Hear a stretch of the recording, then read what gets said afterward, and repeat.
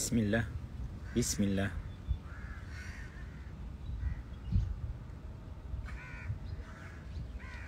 Bismillah.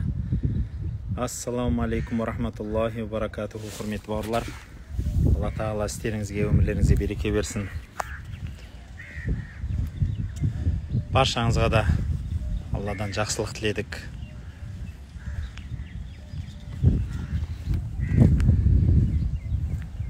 Құран тәпсірін оқысаңыз, не деген байлықтар жолғасыз ғой. Бір керемет дүниеге жолықтым да. Құран-ы Кәрімде бір әдемі аят бар. Кім сауап амал жасайтын болса, Алла тағала оны 10 есе сауап қылып, бір сауап жасасаңыз, оны 10 есе қылып көбейтіп береді дейді. Ал егер күнә жасайтын болса, адам бір ғана күнә жазылады дейді. Сол сауаппенен күнә туралы бір кісінің ойын оқыдым. Қызық ой жазыпты ше. Біз енді кейде қуанамыз ғой, Алла тағала бізге сондай мейірімді. Бір күнә жазып қойса, енді күнәні жеңілдетеді, сауапты көбейтіп береді деп. Бірақ білесіз ба? Бұзған деген нәрсе, яғни күнә іс деген нәрсе өте ауыр екендігі. Шынымен біз кейде ойламаймыз. Мысалы, жоғарыдан бастайыншы. Әулие кісілер, Алла тағала оларға сондай керемет береді екен. Кейде мен оқып жатам, біреулер бір керемет түс көріп жатады. Түсінде пайғамбарымыз саллаллаху алейхи вассаламды көреді. Кейбіреулер түсінде көрген нәрсесін өңінде көреді. Болатын уақиғаны көріп қояды. Ойлайды сол бір керемет белгі деп. Ол жақсы нәрсе. Бірақ сондай бір ақиқат бар екен, бауырлар. Алла тағала дейді, бір адамды адастырғысы келсе, Құдай сақтасын, бір керемет береді екен адамға. Бір ерекше қасиет береді да. Бірақ сол қасиетпенен әлгі адам алданады да. Жаңағы қасиетпенен әлгі адам алданып қалады. Сөйтіп, алданған еш нәрсе емес, Құдайынан алшақтап кетеді. Өйткені мен тазамын, мен пәкпін, мен енді сондай бір дәрежеге шығып кеттім дейді ғой. Ойласаңшы, Құдай сақтасын, Сол күні ол адам құлайды. Өйткені мынандай сөз бар. Өмірде де бар ғой, Бір адам мен дамып болдым, мен жеттім десе, сол күні ол төмен түседі. Бізді үйретіп атқан ұстаздарымыздың біреу айтатын. Қашан мен бәрін білдім десең, сен сол күні топас бола бастадың дейді. Сол күні білімнен айырылдың, сол күні сен құрыдың дейді. Сондықтан, құрметті бауырлар, мынандай дүние бар. Адам өз-өзін кемтарын, кішіпейіл табу керек әрдайым. Психологияда енді сұрақ келеді ғой сосын. Енді сен кішіпейілділік деген не? Уверенность дейді ғой, өз-өзіне деген сенімділік деген не?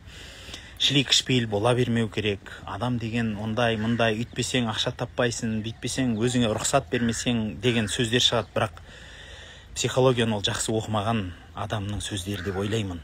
Өйткені дұрыс біле білген адамға барлық нәрсенің шекарасы бар. Адам өз-өзіне сенімділіктің де шекарасы болады. Егер сізде кішіпейілдік болмаса, өзінің қадірін білмесе, өзінің шекарасын адам білмесе, одан бөлек өзінің орнын білмесе, мысалы, кімдердің алдында кішіпейіл болу керек, кімдердің алдында дандайсымау керек, соны орнын қоймаса, ол адам адасады. Әңгіме сауаппенен күнә туралы басталған. Құрметті бауырлар, сауап амал бізді дамытады. Әрдайым пайда. Сонда бір ғалым өзінің кітабында жазады. Бір сауап амал сізді Құдайға жақындатады. Сіздің кеудеңізді ашады. Жақсылыққа деген ықыласыңызды ашады. Сізді бәр жағынан дамытады да, яғни. Ал енді күнә, бір кісі жазды, оның 10 қасиеті бар жаман деп. Біреу жазды, 14 қасиеті бар жаман деп. Бірақ мен жинап айтып берейін. Біз ойлаймыз ғой, күнә деген кейде Құдай кешіре салады деп. Алла тағала мейірімді, мейірімді, шексіз мейірімді Алла тағала. Бірақ, бауырлар, Алла тағала осы күнәні бізді дамыту үшін, реттеу үшін жасады.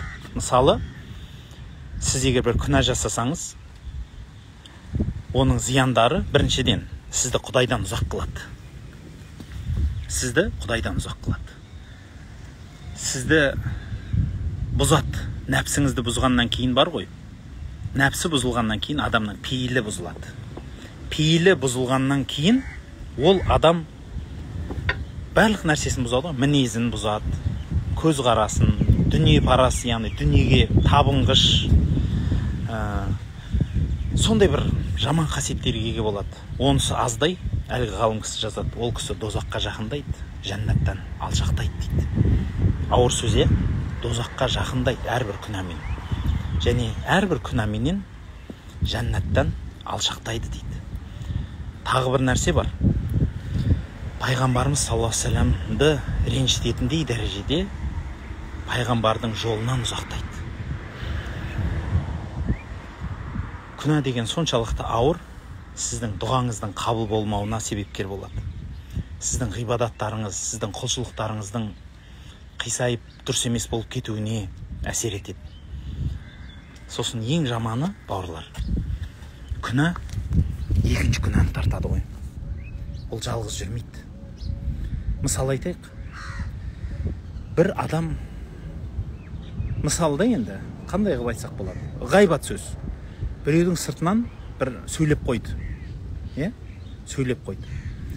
Енді сол сөйлеп қойғаннан кейін, ол біріншіден оның нәпсі араны ашылып, біреуді жамандауды үйренгеннен кейін, мынандай сөз бар, білесіз. Егер сізге біреу екінші бір адамды жамандап келсе, біліңіз дейді. Сіз теріс қарап тұрғанда, ол сізді де жамандайды дейді. Яғни сондай қасиет, жаман қасиет сізде пайда болады. Біреуді жамандасаңыз, біреудің сыртына ғайбат айтатын болсаңыз, сол қасиет сізге жұққаны, жамандығы жұққаны сонша, сіз біреу жамандағыңыз келіп тұрады. Сол арқылы дофамин бөлінеді. Сіз содан рахат алатын сияқты болып тұрасыз. Тағы бір зияндығы сол ғайбаттың, екінші күнә тартатындығы. Әлгі адам кеп қалса, жамандап атқан адам, оменен жақсы мәміле қыла бастайды, өтірік айтады оған. Яғни ғайбаттың жанында тағы өтірік қосылады ғой. Өтірік қосылады. Ал енді ол өтірік тағы да басқа күнәлардың атасы ғой, негізі өтірік деген. Айтқым келгені, құрметті бауырлар, күнәні бар ғой, тез арада орнын құрту керек екен. Тез тәубе қылып, тез құрту керек. Кеше күнә туралы сөйлегенде, тағы бір сөздер айтқанда, ақ туралы сөйлегенде, кейбір адамдардың ақысы бар ғой, сонда Алладан кешірім сұрасаң болды ма деген сөздер айтыпты. Адамның басында, шариғатымызда 3 ақы бар дейді. Біреуі адам мен адамның арасындағы ақы. Ол адам ғана кешіру керек болған міндеттер. Екіншісі Алла менен адамның арасындағы ақы. Ол мысалы намаз, ораза сияқты. Ол тек қана Алла, соған қатысы бар дүние. Үшінші ақы, құрметті бауырлар, бұл адамның және Алланың екеуінің араласқан ақысы. Мысал айтайын, Құдай сақтасын, адам өлтіру, адамның жаны ғой. Біреудің ақысыз нақақ жанын алу, бұл соншалықты күнә. Бұл тек қана сол мәйіттің егелерінің ақысы емес екен, Алланың да ақысы болады екен. Өйткені Құдай берген жан ғой. Сіз соған қол салдыңыз, қастандық қылдыңыз. Бұл деген сөз, сіз Алланың да, адамның да ақысын жедіңіз. Екі жағынан ырза қылмасаңыз, ол ауыр болады. Адамның өлгенде де осы ақылар тұрады. Мысалы, бір адамның рұқсатсыз бір инесін алсаңыз, сол инесі ертең тауып беруге тура келеді. Алланың алдында оқымаған намаздарыңыз, оразаларыңыз да дәл сондай. Оны беру міндет болады. Сөз басында мен күнә және сауап туралы сөз бастағанмын. Өйткені оқыған аятым, сіз бір сауап іс жасасаңыз, оны 10 есе Алла Тағала көп қылып береді. Сіз бір күнә іс істесеңіз, Алла Тағала тек сол күнәні жазады дейді. Бірақ соның мен пайда зиянын айтып жатқаным, құрметті бауырлар, сауаптың пайдасы туралы айтармыз, уақыт келер. Бірақ әлгі ғалымның сөзінің өтіп кеткендігі сонша менен. Бір сауап мақұл ғой. Бір күнәңіз адамның өмірін соншалықты бұзады. Біріншіден нәпсісін бұзады, пейілі бұзылады, мінезі бұзылып кетеді ары қарай. Екіншіден Құдайдан ұзақтайды, жәннаттан ұзақтайды, пайғамбардан ұзақтайды. Ақыры жүрегі қараяды, екінші күнәні тартады. Енді зардабы, бірақ күнә зардабы сұмдық. Егер сіз соны тез арада жуып, тез арада қақпасаңыз, өзіңізді түзетпесеңіз, өз нәпсіңізбен өзіңіз айналыспасаңыз, өміріңіз бақытты болмайды. Кейбіреулердің сұрағына да жауап бердім деп ойлаймын. Біреулер айтады ғой, мен керемет әсем түс көрем, түсімде болған уақиғаларды көрем. Немесе біреулер айтады, мен бір нәрсені біліп қоям, Құдай маған соны берді. Бұл қуанатын жағдай емес, бауырлар. Алла сізді сынау үшін берді. Қалай қыласыз? Өйткені біздің ақидада сөйтіп жазылады. Оны сізге Құдайдың берген бір қасиеті болса, мысалы біреулер адам емдейтін қасиеті бар, біреулер бір біліп қойғыштық қасиеті болар. Сол қасиет сізге не үшін берілгенін білгіңіз келсе, біліңіз. Егер сол қасиет арқылы сіз төмендеп Аллаға жақындай түссеңіз, мақтанбасаңыз, сіз барған сайын төмен түсе берсеңіз, онда Құдай сізге жақсылық үшін берді. Және керісінше, егер сіз сол қасиеттер арқылы, мен болып қалдым, толып қалдым, басқалардан мен жоғарымын, мен бәрін біліп қоям. Мен қазір бір түс көрем, ертең болатынның бәрін біліп қоям. Немесе мен адам емдей алам, аналарда ондай қасиет жоқ. Деген сияқты нәрсеге алдандыңыз ба? Біліңіз, сіз әулиелердің жолынан теріс бұрылдыңыз. Пайғамбарлардың, ұлылардың жолынан теріс бұрылдыңыз. Сізді шайтан алып, адастыруға алып бара жатыр. Барсиса деген әулие кісі болған екен. Оқып көріңіздер интернетте. Барсиса деген кісінің. Алла тағала оны соншалықты адастырады, кәпір болып өледі. Сондықтан, бауырлар, айтқым келген нәрсе, сауап іс жақсы нәрсе. Иншалла келесіде сауап істің пайдалары туралы айтамыз. Бірақ бүгін күнә істерден тазалану туралы ойланайықшы. Көп истиғфар айтыңыз. Көп айтыңыз. Бір күнә жасап қойдыңыз, орнын жууды тез ойластырыңыз. Тез құртыңыз оны. Күшіңіз жеткенше сонымен айналысыңыз. Бұл сізді дамытады. Бұл сізді барған сайын Алланың алдында сүйікті құл етеді. Пайғамбарымыз саллаллаху алейхи вассаламның алдында ең жақсы үмметі етеді. Одан артық біздің жететін дүниеміз жоқ шығар деп ойлаймын. Құрметті бауырлар, иншалла осы дұға сұрап атқан бауырлардың көпшілігін дұға қылдық. Айымыздың осы алдымыздағы желтоқсан айының аяғында да умраға тағы да келеміз. Сол кезде де арнайы хатым жасалады. Сол кезге дайын болыңыздар. Және қоштаспай тұрып сіздерменен бір айта кететін дүнием, құрметті бауырлар, бір лайфхак дейді ғой. Дұғаңыз қабыл болсын десеңіз, өзге адамның сыртынан дұға қылыңыз. Иншалла, сізге де сондай болсын деп дұға қылынады. Елімізге тыныштық, жұртымызға амандық берсін.